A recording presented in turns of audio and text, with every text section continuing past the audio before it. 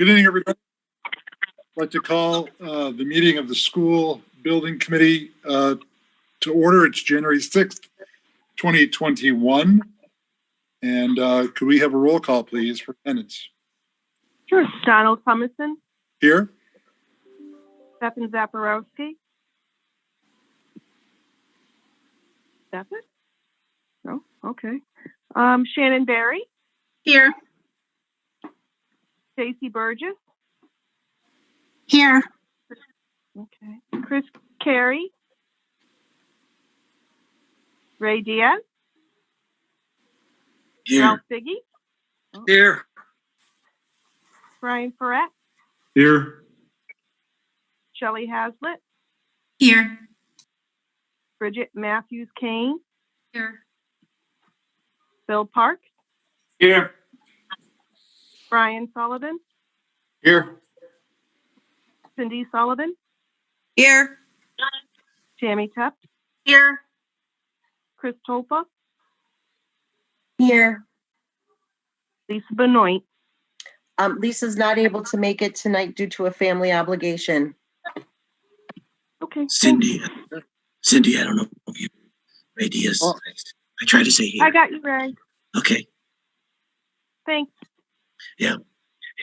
Also in attendance tonight, Dan Pilata, Robert Tedisco, Kurt Edgen, Bert Gardner, and Jim Hannafin. Is that correct? Thank you. Good. And we have to ask if anybody is making an audio recording or a video recording of the open session. And if yes, state your name and address. How does that work with Zoom calls? Do we end up having anybody? Yeah, so I don't think we need to worry about that as far as making it work. Good. Okay. Next, do I hear a motion to approve the minutes of the December 15th School Building Committee meeting? So moved. Second. Motion's been made and seconded. Any discussion? Corrections to the minutes or anything? Okay, seeing none. Roll call, please. Donald Thomason. Yes. Stefan Zaporowski. Shannon Berry. Yes. Stacy Burgess. Yes. Chris Carey. Ray Diaz. Ray? He said yes. Okay. Ralph Figge. Yes. Brian Ferret. Yes. Shelley Hazlitt. Yes. Bridget Matthews Kane. Yes. Bill Parks. Yes. Brian Sullivan. Yes. Cindy Sullivan. Yes. Tammy Tepp. Yes. Chris Tolpa. Yes. Lisa Benoit is absent. Yeah, Lisa's not here. Okay.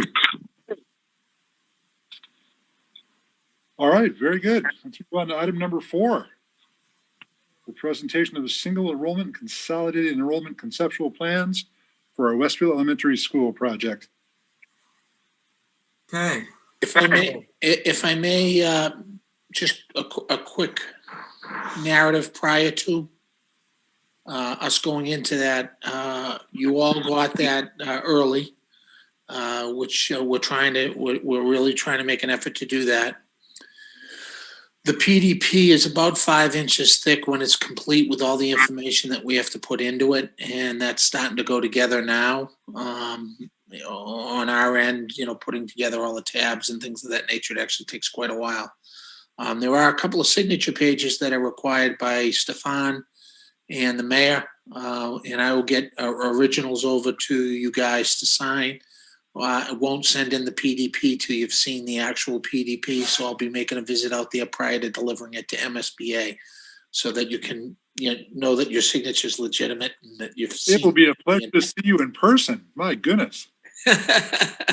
So that being said, there are a lot of things in the PDP that are clearly not Westfield. We're not going to, you're not going to not do a project, just do a code upgrade. You're not going to do probably the single enrollment. I think that even though we're being asked to study it, some of those are functionary as the requirement of the feasibility grant that you got from MSBA. So you can expect Jim and Bert to whiz right through those slides, but nonetheless, we do have to technically go through them. So I just wanted to make that absolutely clear to everybody, and we hope you like the direction that we're going in, because we are making progress.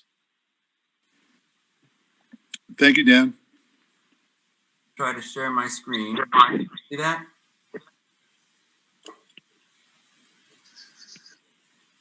Yep, thanks, Bert. Okay. Okay, so, Bert, we don't have the presentation. I think we have your second your screen up. oh, okay.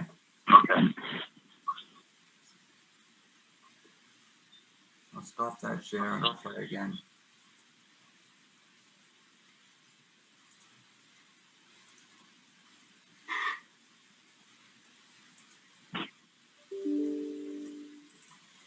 How about this? See the There we go. Yeah, there we go. Okay.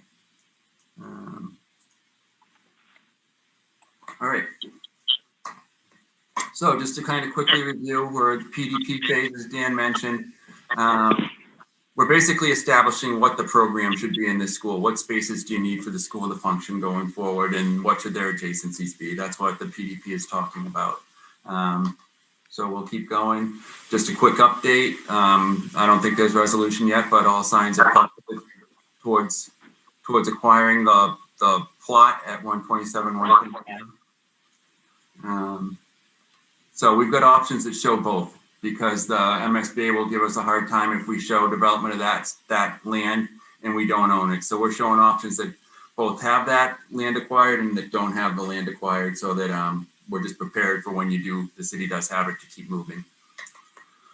A reminder again about the general organization of the school is we've got a public zone, and then we've got private zones off of that, which would have the classrooms. The idea being that we want the school to be as open and friendly to the community as possible, and have as much shared space as we can in the school, but we still want areas of the school that are kind of off limits, or at least can be zoned to be off limits to the public when the building is open, whether it's after school hours or during school.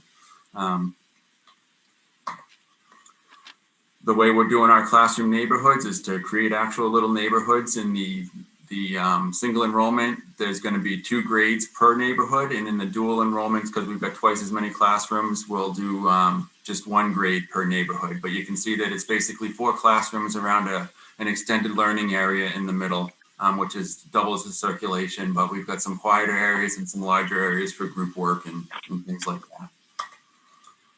So right into the single enrollment options. As Dan said, we're going to move pretty quickly through these because I don't think it's really on the table, but just to go over it, we've got an entrance at the corner of the building there. And then we've got our 3 classroom neighborhoods, a pre-KK, grade 1 and 2, grade 3 and 4, and then everything that's the publics is kind of off of that central public corridor. The things to look at are the program square footage, the total square footage, and the grossing factor. Really, it's probably the total 55,802 and the grossing factor of 1.26 that we're going to look at when we get to the options we're really considering. This is just a site plan, so you can see how that would lay out on the site. It's up in the northern half of the site. The advantage there is it gives you a lot of open play surface. Disadvantage is it's extremely tight to try to build a school up there. The next option, 1B, again, single enrollment and entrance to the corner, and then we've got the classroom neighborhoods radiated off, again, a public zone, 54,866 and the grossing factor of 1.24. So the smaller those numbers are, the smaller the total square footage is, the less money the school will cost, obviously, and the grossing factor, the smaller that is, the more efficient the building is in theory. So that's just a site plan of this one. This one brings it up to Franklin Street and gives you more of a presence there and leaves all the play fields and open space out towards the north end of the property, where you've actually got, I think it's a nicer area up there, so. Single enrollment option 1C, 58,004 gross square feet with a grossing factor of 1.35. This is an ad reno, and that's kind of why you see the numbers jump a little bit higher, because we're trying to work within the existing building. But this saves the building. You've still got classroom neighborhoods. They're not maybe organized quite the same with the extended learning space, but we at least cluster the classrooms with their grades. This is how this one would lay out, kind of right in the middle and builds off the school. Then 1D is a building of 58,577, a grossing factor of 1.35. Again, this is using the existing school and just trying to keep the grades, adjacent to each other for a similar group. And this one lays out on the site like this. So I think that was quick enough, Dan. What do you think? Oh, that was Awesome. good. Into the dual enrollment. And really, we don't have a lot more detail to get into. It's good for you guys to see these and where they lay out on the sites in case you've got any comments or things to contribute there. But we added a little bit more information. There's in this option here, it's a new building. It says no construction phasing. The reality is there's going to be some construction phasing in all of these schemes, because the intent is to hopefully keep the kids in the existing building while the new building is being built, which means that once they move into the new building, we'll still have to get rid of the old building and do some site development where it used to stand. And if it's a scheme where we're saving the existing building for an ad reno project, we still have to build a portion of the new one to move kids out of the old one. And then the contractors can move into the existing building and do the renovations while the kids have a place to go in the new areas. So all of them have phasing, but if it says no construction phasing, it just means it's really minimal and it's not going to really, there's no temporary classrooms or anything like that we would need to rent. So the numbers, again, they jump significantly because now we're talking about the full enrollment of 395 students, basically twice as big as what your existing Franklin school is. So total square footage on this is 86,718. Grossing factor of 1.46. And just so that people know, MSBA establishes a maximum grossing factor for projects. And for this project, for a school of this size, our maximum is 1.49. So we're trying to stay at 1.49 or under. You come in, you've got a very nice kind of lobby space off the entrance with the admin block right to the left of it as you come into the building. And that's how we'll handle like a secure entry sequence to the building. Then after that, you've got all your public spaces. The media center is right front and center. We've got the gym right across from the lobby, and then the cafeteria is a little bit down the hall, but still very visible and prominent. And then all of our public zoned educational spaces like the health classroom, the music classroom, the art room, where we might have things on display or after hour events things. We've got those all along that public spine. Then you've got your pre-K and K wing off to the top of the plan, grade 1 and then grade 2. These dual enrollment options have 2 floors just to kind of consolidate our floor plan. So when you get up to the second level, that's where you've got grades 3 and 4. And this one also has a presence up on Franklin Street and kind of keeps the back open for the play fields and recreational spaces. And it does a nice job at providing separate parent and drop off and bus drop off as well with the way that site is organized. This scheme does assume that we're going to get the adjacent lot there. Moving on to option 2B, which is a new building as well. This one assumes we're not going to get that site, but total square foot 87,932 and a grossing factor of 1.48. Again, the entrance, you come into a nice open lobby. The admin block is off to the left. You've got the media center on the right-hand side. The gym is straight ahead with the cafeteria for any kind of after-hour performances or assemblies or dances or what have you. All very, very readily accessible when you come in the building. And then the classroom neighborhoods are well isolated off the public zone with pre-KK to the left. Pre-KK wings typically also, I should have mentioned in the last scheme, have a separate entrance. So the pre-K students can come in without wandering through the whole school to find their classrooms. And that's going to be typical with the schemes. Then you've got grade 1 at the far right of the plan and grade 2 just kind of above that. Second floor, grades 3 and 4 stack accordingly. This, as I said, this we're going to get that adjacent property. So we're kind of forced to push the building back into the middle of the site where it will fit. You can see on this one that phasing will be required. You can see that we overlap the footprint of the existing building. So we would have to construct the mechanical spaces and some classroom space in order to move kids into that so that we can then start taking down the existing building.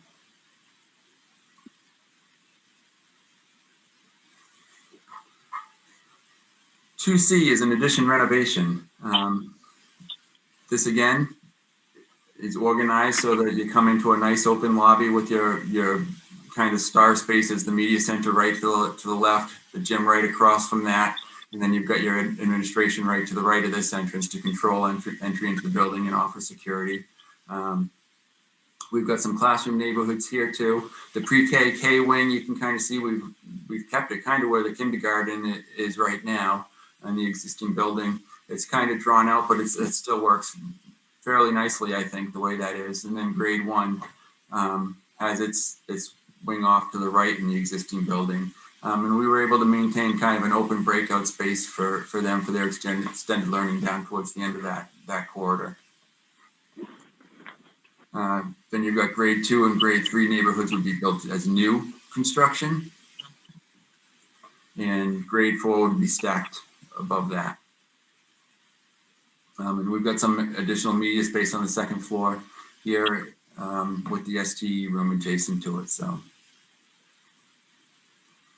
and I don't know if I told you 87,932 square feet for this, and 1.48 is our grossing factor.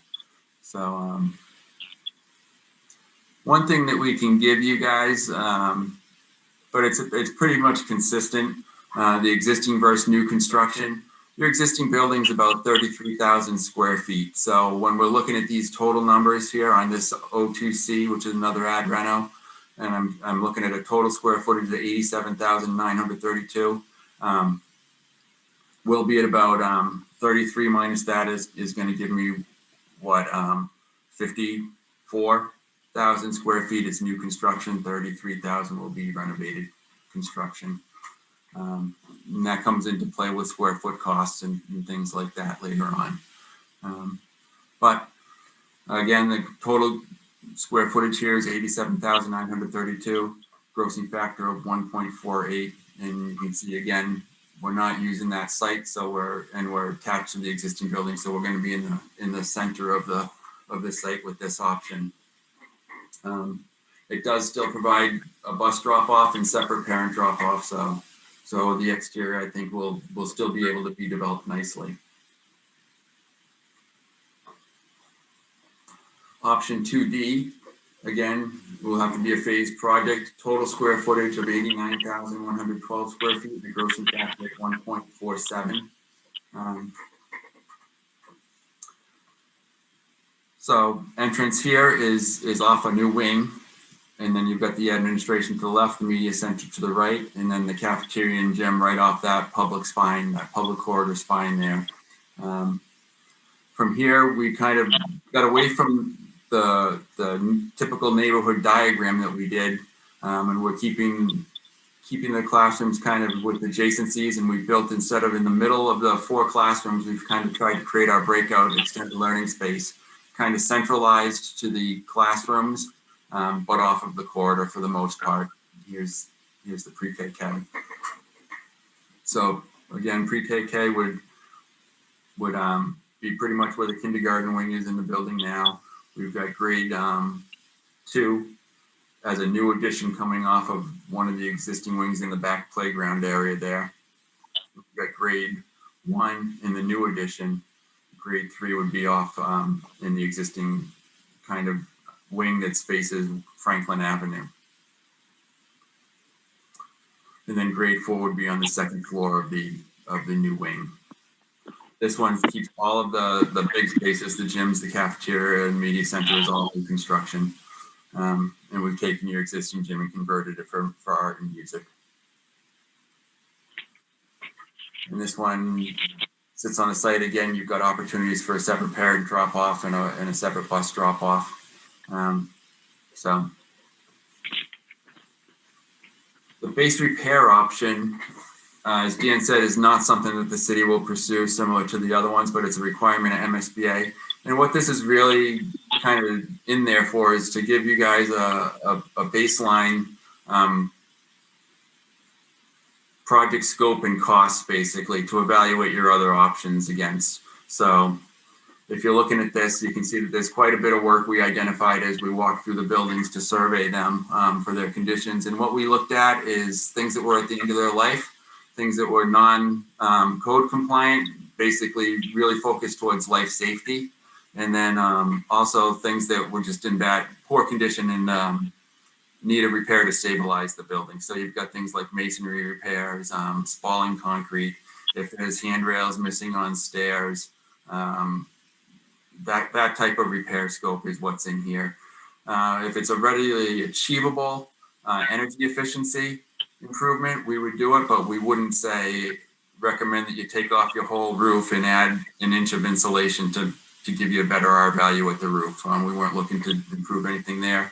And we're not looking to address the educational program at all with the base repair option either. So this is basically, what would it cost to extend the life of the building you have now and continuing to use the building exactly as you do today without really improving the infrastructures, the capability for technology or anything like that, just extending the life of the building. So that's got to be included, and we'll have that in the PDP as well. So that was the quick run through of all the options, and I can go back to any of these and we can talk about some of them if you like, or pros and cons. What we didn't get into the PowerPoint, but what will be in the PDP when you get it is in each option, we've got basically all of the key elements of your educational program, and it's kind of a color graphic. It says yes, partial, or no, it's not satisfied. So it's a good way to kind of evaluate each option in a one-page glance to say, how successful is this option in meeting the educational goals of the building? And then, of course, each one will have a budgetary square foot cost. We don't actually get a formal cost estimate at this phase in the project. That'll come with the preferred schematic report, will be our first formal cost estimate we do. But what we'll do is, talking with Dan, we'll agree on numbers to carry for budgetary purposes, square foot numbers for new construction, square foot numbers to use for renovated construction, and then, basically a square foot number for the demolition, I guess. And that will give us we'll use those for the schemes, and we'll apply the different square footages so that you can kind of at least get a comparison. Oh, well, option 2C, well, the cost might not be exactly what our cost estimate would say. You can say 2C is, 5, or 1% more expensive than option 2A. So really, it's really a tool to kind of evaluate that, to kind of help point you in the direction you want to go from a cost perspective. And then the graphic, again, with the ED program, is to point you in the direction of where you want to go from an educational perspective. So between the two of those tools, I think that's what's used the most in evaluating in the next phase, the PSR, the preferred schematic report, which of these schemes we end up pursuing and really developing in more detail. So, any questions from anybody? It might help if I just show the site plans too, if people want to see those. I can start in A. I think the siting will have kind of a decent influence on the direction the project takes to. So again, this one is a new building, so you can build it and then move your kids over. It offers a presence on Franklin Street. and it has good separation for bus and parent drop off. Mayor Humison, I have a question. When it comes to that second property on Franklin Street, are we still considering that? We still are. We got some potential news, potential good news last week.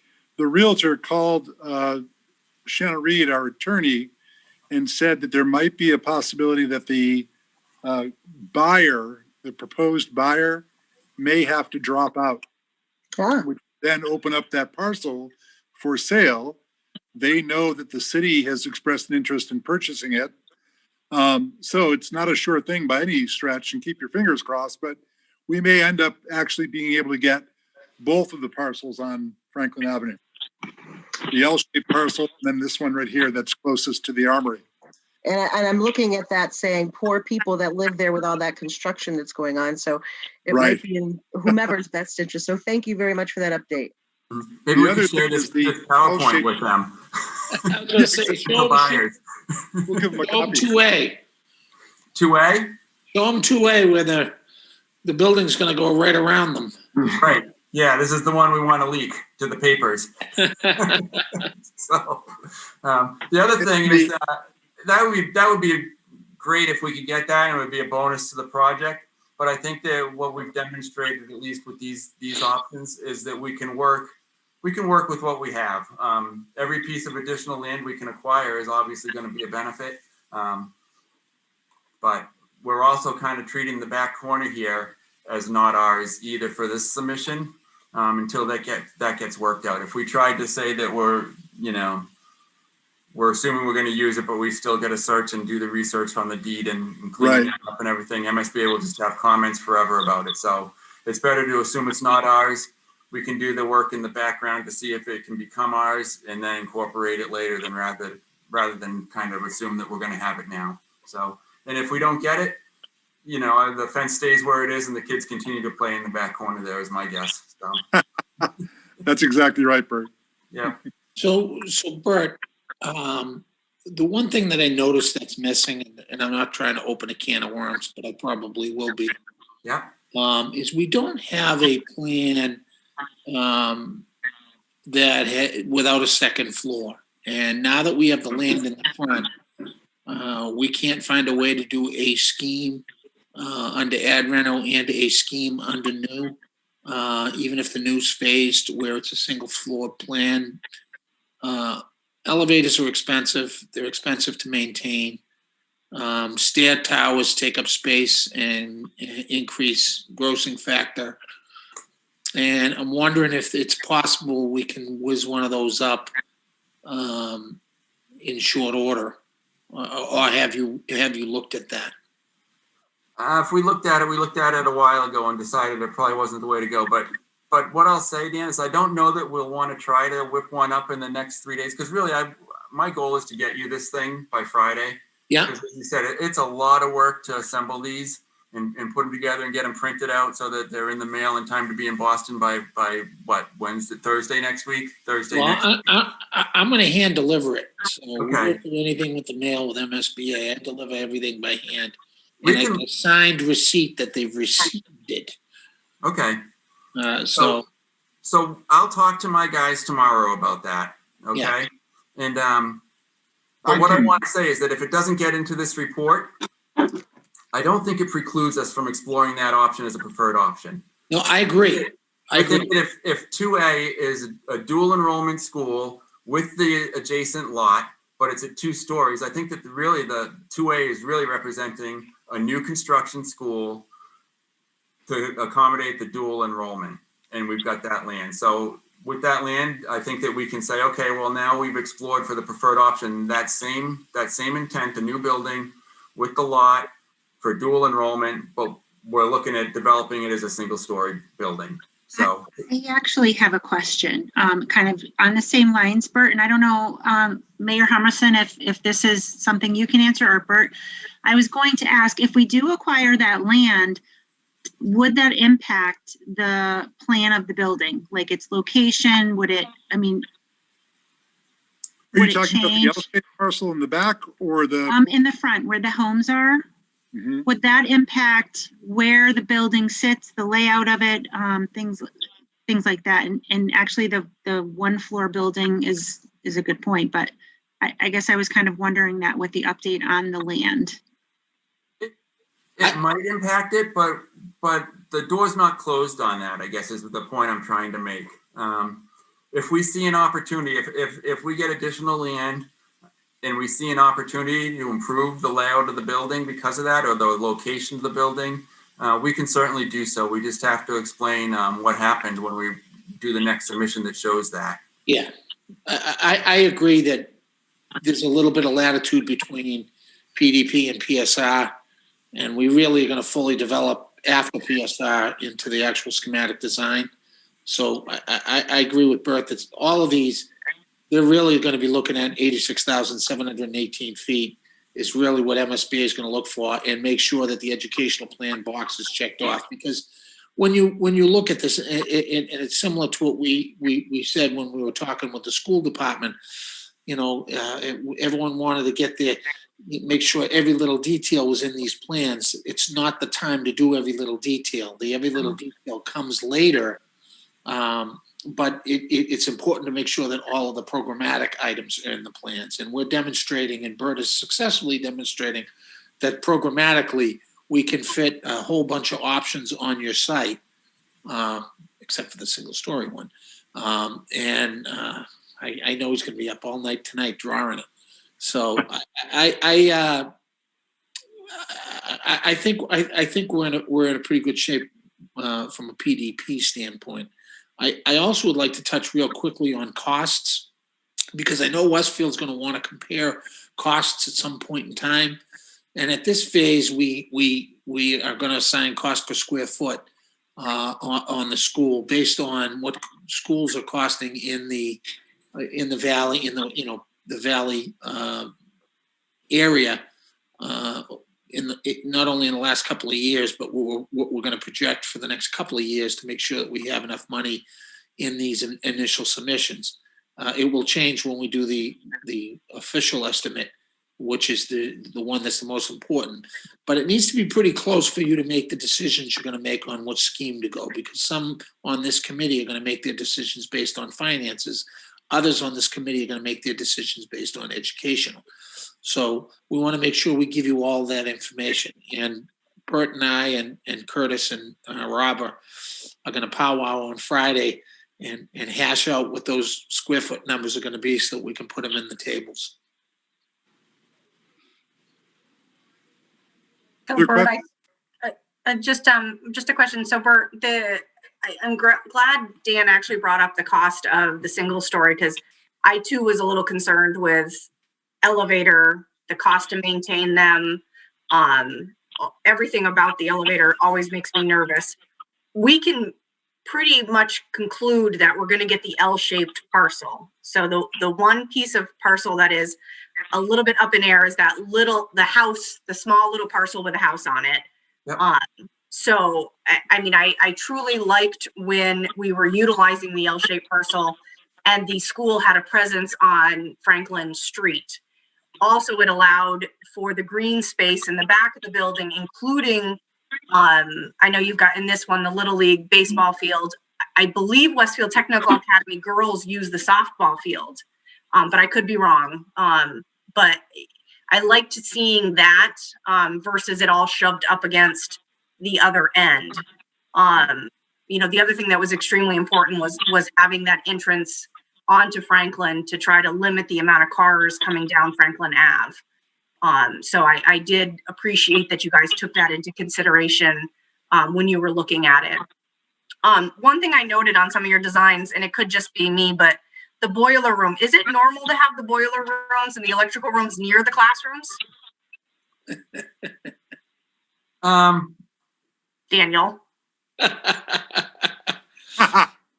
The boiler room and the classrooms, you're going to have more than one electrical room. You'll have your main switch gear, but Yep, and then the size, there'll be sub panels throughout the building. So as we develop that schematic design, you're going to see a little more closets, and yes, they'll be located throughout those wings also. Bert, did you get steam room confused? So STEM and STEAM. Dam and steam. So here's the boiler room in this scheme, and I can go Yep. back and see where it is in 2A.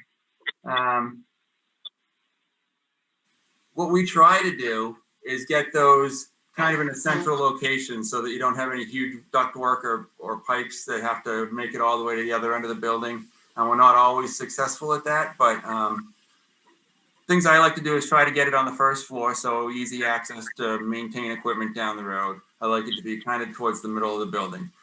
We would not probably want it right in the middle of one of these classroom neighborhoods, but at the edge of one would not be a bad location. What we'd have to consider is acoustics. So that you don't hear the equipment. So the kids in classrooms, if they have a classroom right next to the mechanical room, aren't hearing the pumps humming and things like that. But we would certainly take that into account when we were designing it. And it's not a huge expense either to make sure we isolate acoustically the mechanical room from an adjacent space. So. Yeah, I have a school that we did a renovation on, and we have some systems right near a classroom, and we've never been able to get the acoustics well enough, and there is a lot of complaints. So it just concerned me when I saw it right up next to a classroom. But as long as you guys are going to take that into consideration, I appreciate that. We really have no choice with the LEED certification that we pursue because there's minimal acoustic criteria that we have to meet. So it won't be as bad probably as what you're seeing. It's certainly easier to manage in new construction. So even if it was an ad reno, if it was in a new portion of that, it's easier than managing within the existing building. Just because we can control vibrations through the construction assemblies. You know, you've got the concrete masonry walls in the existing school, and those are solid, and you know they've got masts to stop noise transfer, but they also are tied to the structure of the building. So when those vibrate from the lower frequencies, the vibrations move through the building to everything that wall's touching. So, but You're also it's not going certainly to something have, we'll handle. yeah, you're also not going to have giant ductwork like you have in the old schools. Right. So the days of doing giant ductwork with giant fans are over. Mm-hmm. And I just want to say, I want to concur with Tammy about the presence on Franklin Street. I think that's important, and having the two separate parent drop-off and bus drop-off both separated, and the parent drop-off in the front is perfect off of Franklin Street, because otherwise it congests the neighborhood on the side. I do have a question with regards to, like, Bessie is underground basically now in the basement, our boiler. Is that something, do we, in any new renovation, new school, does anything go underground? Is there any part of a basement or anything included in that? So I've been out of the office for a little bit because of a family thing, but I'd have to kind of look at our plans in more detail for the ad reno schemes to see if we recaptured the basement mechanical room for the mechanical room in the existing building. I can answer that. In each of the existing, the reuse of the existing building, we did keep the boiler room in the basement area. Thank you. Can I follow up on I have a something question. Tammy said? Mm-hmm. Go ahead, Ralph. Okay. In looking at the field, I would recommend a softball field be designed and a little league field. The Westfield Technical Academy girls softball team now has to travel all the way over the dike to find a softball field to play on, and they're not in the best shape. So I would strongly recommend that we put in a softball field versus a baseball field, especially since another baseball field went in on Cross Street. So we got more than enough baseball fields, but for the girls in softball, I think we need to look at that, because that's possibly a Title IX violation we have. So if you could do that, I think that would be advantageous. Yep, again, we can make that change. I actually, as soon as Tammy mentioned the girls like to use the softball field, I have all daughters, so I jumped on that and changed it, put a note down to have it changed. It doesn't have to be changed for the PDP because MSBA is not going to care if it said Little League in this submission and softball on the next one. They actually probably wouldn't even care if the field went away and it became something else. So we'll probably leave it as it is just so that we can start putting the report together. But I do have a note here that we're going to change that to be a softball field. Fantastic, thank you. Mm-hmm. Can I ask a question? Yep. So does any of the plans have like a more prominent front of the building coming off of Franklin Street? Like I see the entrance is from Franklin Ave on this 2A, which I really like that layout. What I don't want to have happen is coming down Franklin Street, if you're looking to the school, that you're seeing like a back of a school. What would look like? I guess I can't really imagine what it's going to look like from Franklin Street. Mm-hmm. And it's confusing because it's Franklin Street and Franklin Ave, and I think people get confused as to what we're talking about. So I'm just wondering what it's going to look like as Franklin Street being a very prominent street in Westfield. People going by and just seeing brick. I guess I'm asking. I can't really tell what it's going to look like. Yeah, I would say when we get to the PSR, we can look at that again. We're establishing what the program needs to be in the building and what the adjacencies need to be. So if we had to flip where an entrance is and swing one of these classroom wings around, say we had this classroom wing come off where the entrance is and move the entrance to the front. That's something that we could certainly have the leeway to do as in the preferred schematic as we develop which option you want to pursue. Now I'll say that the classroom wings will look very nice from the outside. It won't be like you're looking at the back of the building. Okay.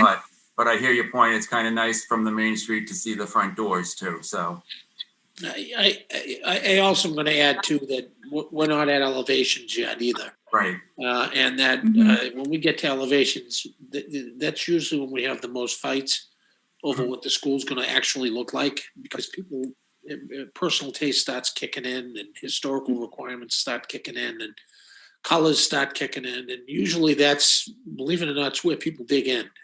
On this phase, we're just demonstrating to MSBA that the site's adequate for the building and the program, and that we fit within their parameters to have a school funded by the MSBA. So this is step one of 3 steps that we do during the feasibility phase. First step is PDP, which is what we're going through. The second step is PSR, which is physically taking some of the ones that we looked at and developing them a little further. Then the MSBA board votes to allow us go to what's called schematic design. And we then really develop the schematic design and all the little things that the school department might be concerned about will be added and subtracted, things like that. So in this phase, we're really just looking at, does it fit? Okay. Are we in the right direction type of thing? And I think we're demonstrating that you've got some options here, add reno and or new, a couple of each that, especially when we have the single story one, that will show us that it can fit. Can I ask a quick question here? Because I just heard Chris ask about having the parents come around the front of the building. And I'm taking a look at this drawing, and I know it's not the scale, but my only concern would be if the parent drop-off is in the pickup is in the front. I know in the afternoons, at least at some of the other schools, that line can get rather long. And what I'm seeing here would make me nervous about traffic on Franklin Street, which is a really busy street. Whereas on Franklin Ave, it would be less, and we know how many buses we're gonna have. Are we taking into account how many cars we're gonna have on Franklin Street with the parent drop off? Especially drop off is not as bad, it's the pickup. When people come and they're lined up. I just want to make sure that we leave enough room so that traffic is off the street. That's all. So we will do a traffic study at one of these phases to look at that kind of impact. That's another area where you get a lot of people taking sides. So the neighborhood's not going to want all the cars coming through their streets. They prefer to have 7 buses. But to your point, you know, we want to make sure we got enough queuing space for all the cars that are going to be coming and going. So, but we'll look at that. We'll look at, you know, the traffic at peak hours for drop off and pick up. And we'll basically put a separate report together on that can be evaluated by the committee. Yeah, I just want to make sure that we don't have cars on Franklin Street on the side of the road. No, Because it's a busy street, very dangerous. It's dangerous. it's a great question. And when the designers were asked to put their RFPs together, one of the consultants they were required to have is a traffic consultant for just these type of questions. So we'll have to do counts and things like that, and they will study how it works today and extrapolate it how it will work when the student population is increased. And when it increases, people are going to be coming from a little bit farther, so there will be more. So Yeah. I just want to make sure that we don't lose sight of it, because I just want it to be safe. Safety's number one. And I think along those lines, we have a very good traffic commission as well as a traffic bureau in our police department that should be consulted by the traffic study. So I'm sure that they will have that in mind. Yeah, it's the sheer number of vehicles that I worry about, and the space for them to be off the road. That's my only concern. We'll make sure that the traffic commission counselor is looked at. Thank you. So, Bert, I just have a question. Could you, because I always hate the thought of demolishing any building that has a useful life. If we decided to do an ad reno, and I'm not saying that's how I want to go or how I think we should go, but I'm saying if we did an ad reno, like for instance, option 2D, it has the kids would still be in the building. So how does that work for a flip when some of the classroom space actually is in the new wing? I'm not sure I understood completely what you're asking. So we've never done a project where we've had to have actual kids in a building while we're doing construction around them. So in instance on 2D, the kids are still in their classes. Mm-hmm. We build the new additions, and then we flip the kids to the new addition while we're building the other spaces out. How does that work with the kids? So this would be a little bit tricky.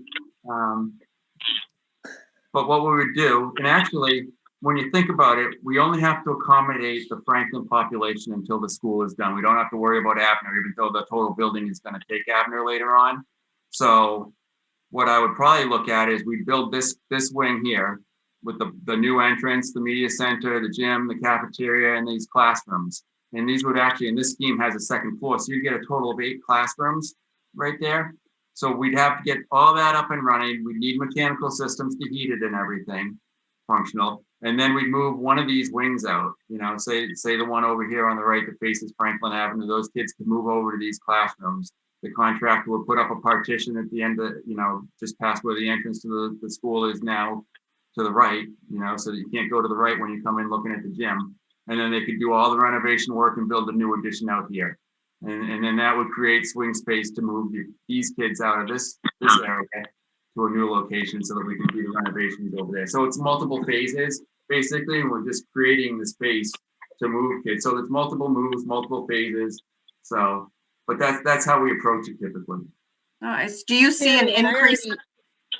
I looked at the logistics for that as well, Tammy, because that's one of my concerns. And in this particular renovation, we have everything that we would need. And what we do right now, like the health classroom could then be turned into a regular classroom for the time being for the switch, because we already teach health in the classrooms as well. So I think there's a lot of different options here, depending upon how many are just at Franklin.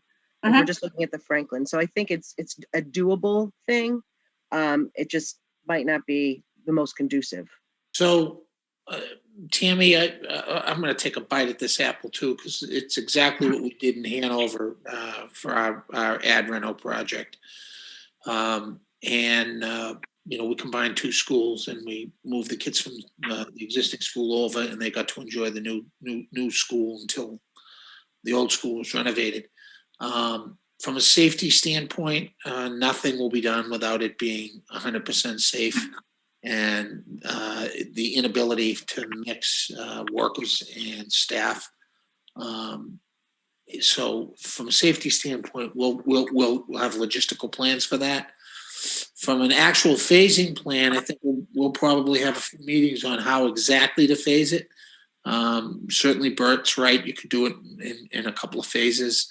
Maybe the school district wants to try and get it done in one phase and not two phases, and can put a few extra kids in classrooms, so we don't need to do it that way.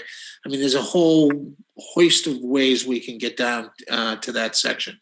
But the number one, and I want to make sure that everyone understands this, number one is safety, period, end of story. We know we're building a building next to an elementary school. And what we've found is if we separate completely the projects, and we make it interactive with the kids end up loving it. They will end up loving it, and some of the teachers will end up doing curriculum with it, with cubic yards of concrete, numbers of bricks, and things like that. So there's a lot of fun things that can come out of the disruption of the construction, but we should not lose one day of education with any of these phases.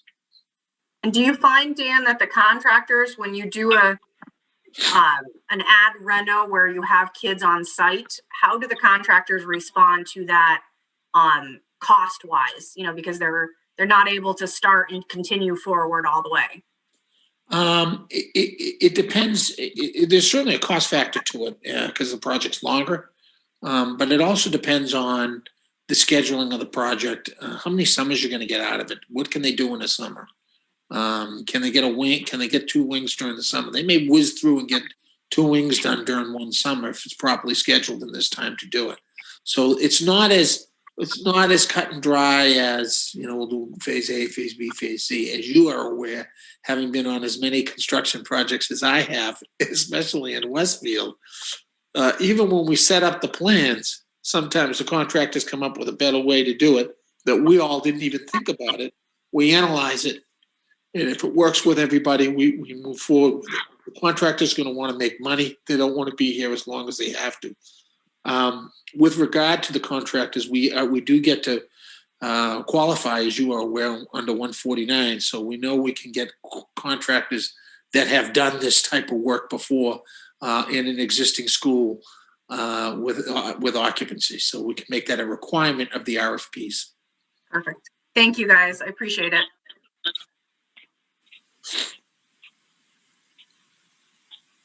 Other questions?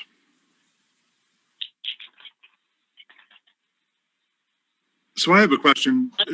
I wanted to mention, or I wanted to ask the question about how many buses we think we're going to be dealing with in the school that's dual school compared to what we have now.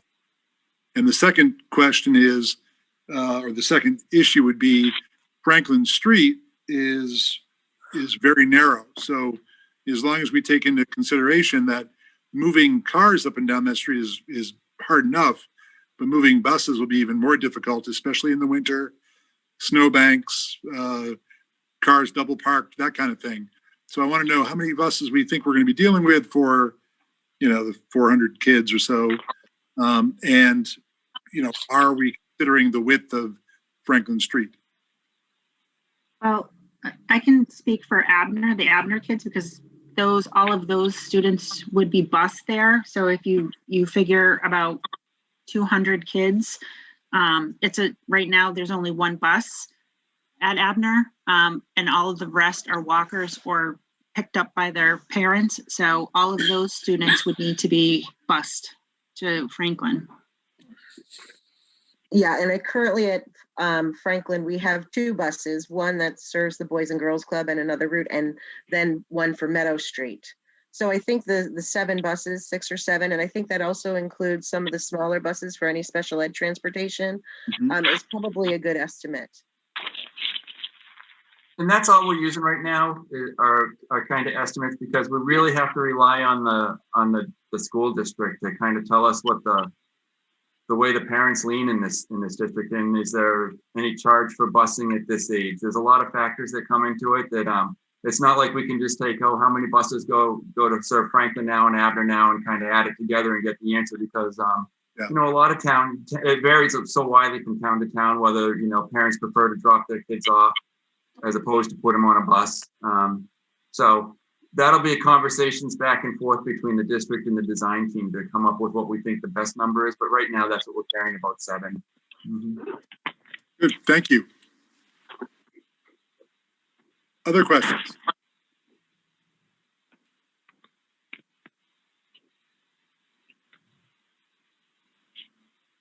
I just have one, sorry. Dan, can you explain what the next step is for us?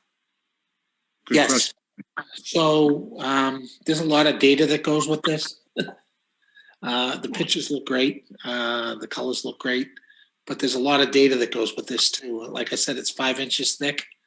So the next phase is for us to literally go through at least a couple of these as a complete package, meaning, you know, so let's say we pick 2D. We'll show you everything that's going to be in 2D. We can show you everything that's in every one of them if you want. It'll be an extremely long meeting because we're going to have the data ready to go at the next meeting. And then we're going to want you to vote that, you know, you're okay with us sending in the PDP. We'll finalize it on the 13th and make sure it's all put together. And we will hand deliver it to the MSBA on the 14th, exactly per the schedule that the MSBA has from us.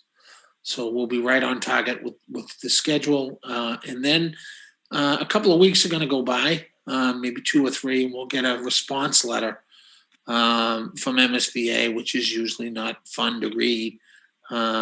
It's usually you did this wrong, you did that wrong, you did this wrong, you did that wrong, you did this wrong. It's never, hi, how you doing? Everything looks great. And then we will prepare a response to their response, and that will end PDP when we do our response to their response. And then we will move on to preferred schematic. So Dan's right. I think MSBA's standard boilerplate letter that they used to do their comments is 17 pages. So if we had everything right, their letter to us would be 17 pages to tell us we did a good job. But it never is everything right. They'll have plenty to say. And it starts with, we're going to cut your heart out. Right. Right. So, but it's all part of the process. We're used to it. We send our responses in. A lot of it is that we'll address it in the next submission. Some of it we feel is important enough. We address it right with our response and make changes. But yeah, we'll keep, from our perspective, we keep working at our office. We just keep going, knowing that this is the process and we'll have to stop, answer questions, and then move on. But people will continually be developing the project so that we're moving forward towards the schedule. So tonight, are we narrowing this down, or do we get to mull this over and narrow it down at the next meeting? I don't think we're even narrowing anything down. I think what we're getting is this submission. Do you feel this is complete enough and representative of the direction the town wants to go, or the city wants to go, that we can submit it to MSBA? I think what we're trying to get through, Tammy, is has the team put together enough that satisfied your feasibility letter, which is the dual enrollment study and the study for single enrollment, the study for existing conditions.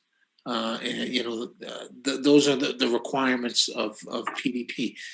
I do think we're almost there.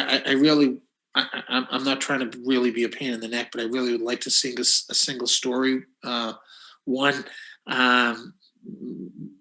I just think it lends itself to this site, you know, with a courtyard somewhere, enclosing space, so they have an interior space too, an outdoor safe interior space, I guess is what I would say. But I I think we're almost there with regard to PDP. They are going to change when we get through schematic design, which is 2 steps ahead. But we're gonna go back and look at these drawings, and you're gonna say, "Wow, we've really come a long way from where these drawings are." But the program's still going to be the same. It's just going to be layouts are going to be a little bit different. So I think we're almost there. We'll get the question. We'll get the question from MSBA. What direction do you want to go in? At some point, probably after we get our response letter, because they may or may not agree with the direction the town wants to go in. They may try to push you into a new school, and you might not want a new school, or they may push you into Ad Reno, and you might want a new school. So as those little pushing back and forth will be coming, but it's not going to be in this submission.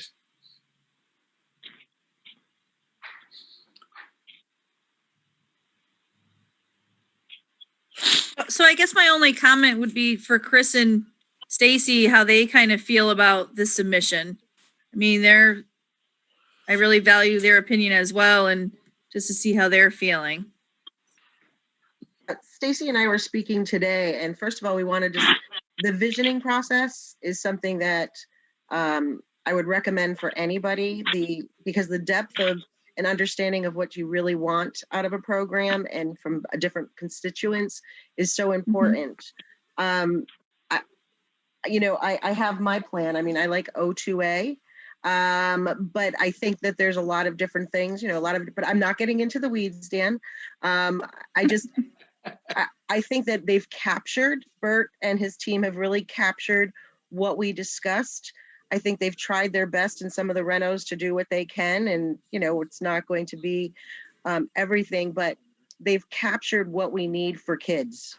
They captured what will help us build a top-notch educational program that is not limited by walls, that encourages the imagination, that brings kids to be creative, to be explorers, to be curious, in a new building that I think will make that community feel worthy.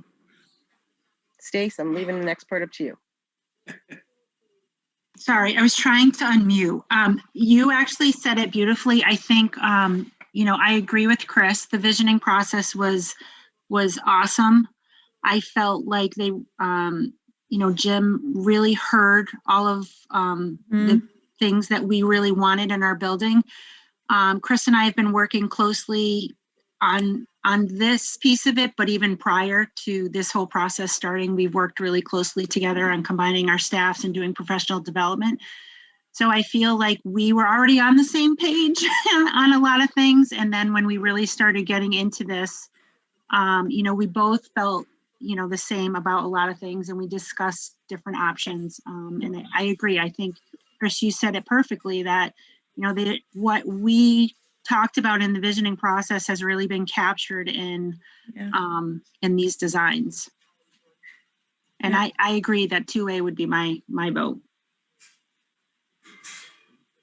That's great. That's the most important thing to me as a school committee member and as a member of this team, that the visioning thing was amazing. It was amazing. It was a lot of hours, but I did really feel like everyone was heard, and what we kind of talked about is here. You can see it in different ways, but for the two of you to say that it has everything you think you need, that's good for me. The rest is the weeds, which we will get into, Dan. Don't worry. We will banter about that. we like the weeds, right, Chris? Yeah, I have lots of weeds in my head right now, but I'm seeing it. As do I, but I'm going to move on from that right now. And I think too, like one of the things, just to kind of say one other piece to it, like Chris and I, both being small schools, and we met today and we revisited this, like, I know this is going to be a bigger school and it's going to have both, schools combined, but for both of us, the best part of both of our schools is, a small school is really such a close-knit community. And I think that was so important for us above everything else. And I feel like that really has come through with what we've talked about through this whole process. Great. Great job, everyone.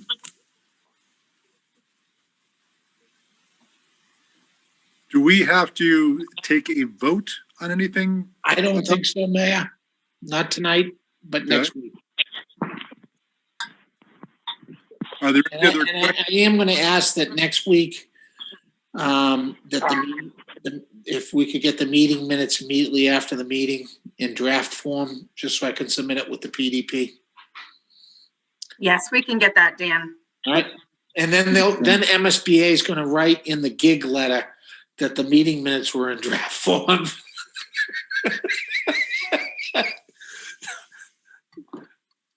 We can, We'll send Mayor, there to straighten them out. I was gonna say, we could call a meeting the next week just to vote the minutes.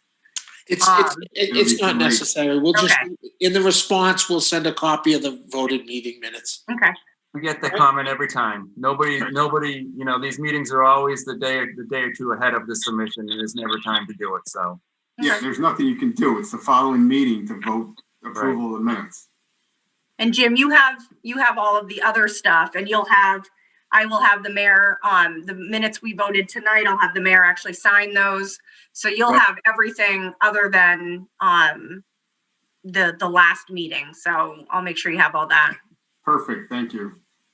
Excellent. Can I just ask for clarification? What does the agenda look like for our next meeting on the 13th? 14th? 14th, yes. No, is it the 14th? No, 12th? No, what are we, No, the 12th? 12th. 14th is our submission, the 12th. And 14th is school committee, so, yep, okay. Dan, Jim? Well, I think we need to go through the costs of all the submissions at a minimum. Show you how we got to them.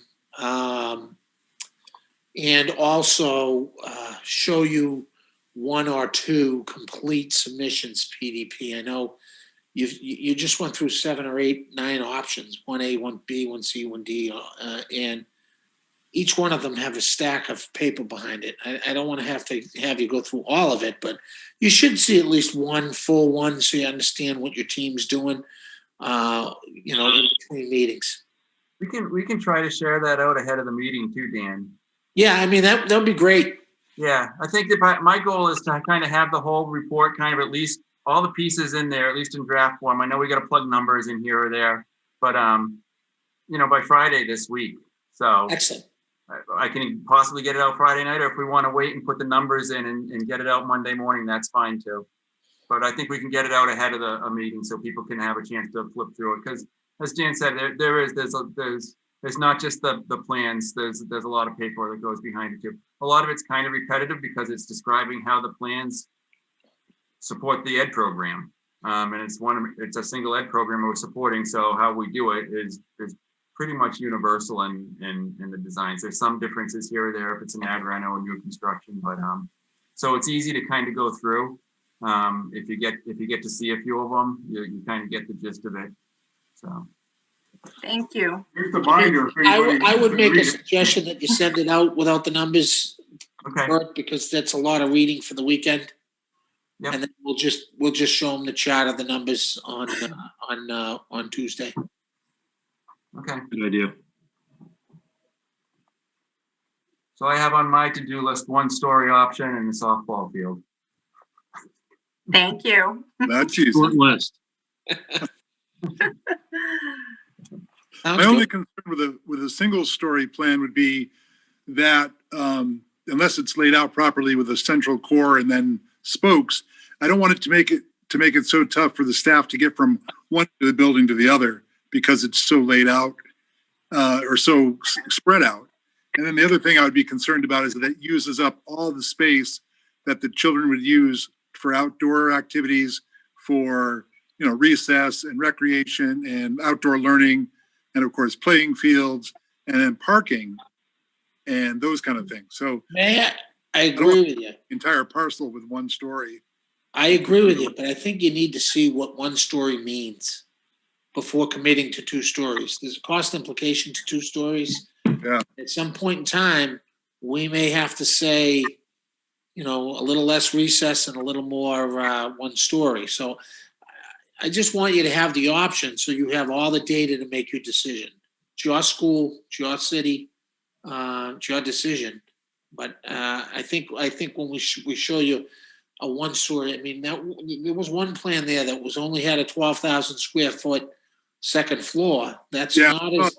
I agree with you, Dan. I wouldn't waste, doing a second floor for just that little space. Yeah. You could find another way to do that. Right. And I can just assure you, Mayor Humison, that when teachers are in their area, there's not a lot of need to walk. The only people that are walking are the principal, which I welcome for my figure, and some of the other specialists or administrative. If everyone has their own spot, it's not a big deal for kids to get around and for teachers. I do worry about the land. I do worry about the parking, but I have seen some great designs from MSBA coming out of one story with beautiful courtyards that just capture the land and make it all functional because it all is fluid and goes, uses the land to its advantage. So I'm interested in seeing a one floor building as well. So sorry, Bert, you're going to be busy. Yeah, and that's MSBA likes that anyways. They like it so that if someone asks, 10 years from now, well, geez, why are we paying elevator maintenance fees every year? Why didn't we look at that? You can say, oh, but we did look at it, and this is why. So it's all part of every year. We don't mind doing a one-story scheme, and we'll see if we can get it squeezed in before we make the submission next week. So. And honestly, being the person in the building with all of the stairs, I think a one floor would be a fabulous option just with kids using the stairs on a daily basis. I think a one floor option, sorry, Bert, would be fabulous to look at. All in favor? Why do I get the feeling I'm going to get a side text from Bert later? I was gonna say, let's keep deal with the contractor when he's figuring out where to put his cranes. Yeah, well, hey, let's cross our fingers and hope we get that other little parcel too. So I mean, come on. Yeah, good. Sounds good. All right, then if there's no other comments under item 4, let's move on to item 5. Any other items not reasonably anticipated 48 hours prior to this meeting? I have something, if I may. On City Council, we have public participation, which I really value because it is a public meeting, and somebody wrote me a letter and wanted me to share it. And can I take a minute to read it? And I don't think we should discuss it. I just wanted to share what this person was thinking. It's Dear School Building Committee and Franklin School Project. My name is Jeff Goslin, and I live in the Ward 3A neighborhood. I'm interested in the Franklin Avenue School Building Project and how it will affect our neighborhood and city as a whole. I would like to be a community representative / neighborhood rep. I have served as a former 2-term school committee member in Westfield, and I presently serve on the Commission for Citizens with Disabilities. I have extensive knowledge, education background, and professional experience in teaching in public schools, and I would like to offer my talent and skills as we move forward as a city with the Franklin School Building Project. Lastly, I am interested as a neighborhood member who grew up as a child in the downtown of Westfield, who is also an Abner Gibbs School alum, and I'm willing to offer my suggestions and ideas as we move forward with the city growth and future planning. I would like to be added as a school building committee member as a community representative / neighborhood rep. I look forward to hearing from you soon. Truly, Jeff Goslin. So I just wanted to take a minute to read that and share it with you. And I don't think it should be discussed now. It's just so you can hear what he's thinking. Thank you. Thank you, Counselor. Appreciate that. I think that would need to be discussed at some point if that was going to be. There's reasons for that letter. That's all I'm going to say. Make a motion to put it on file. Okay. I could send it in. Good. Do we have to vote on the motion because of the meeting? Yep. Okay. Motion made and seconded to put the letter on file. Can we have a roll call, please?